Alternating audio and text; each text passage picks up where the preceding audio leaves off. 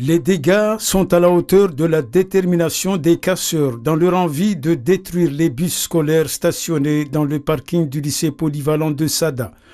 Moudjibou Adinani, gérant d'une société de transport, fait partie de ceux qui ont subi cet acte répugnant. Il y a 7 vitres cassées, dont 6 panneaux côté gauche et la pare-brise. De toute façon, on ne peut pas compter sur l'assurance pour remplacer ces vitres-là, mais on doit trouver le moyen quand même pour pouvoir continuer à exercer notre métier. Fouad Dalani est conducteur de bus dans les transports scolaires. La gravité de cet énième acte de vandalisme ne fait qu'accentuer l'appréhension qui l'anime au quotidien dans l'exercice de ses fonctions. Ce n'est pas une première, ce n'est pas une deuxième fois, mais tout le temps, c'est pareil, c'est devenu notre quotidien. Donc notre métier est devenu un métier à risque. Et on est vraiment impacté par la situation. L'État doit trouver une solution. Les faits se sont produits au cœur de la nuit selon nos informations recueillies sur place.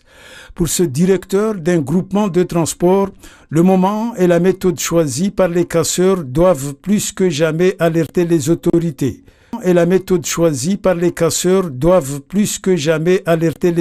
De Mayotte qui est ciblé, est-ce que c'est le transport qui est aussi ciblé ou les élèves?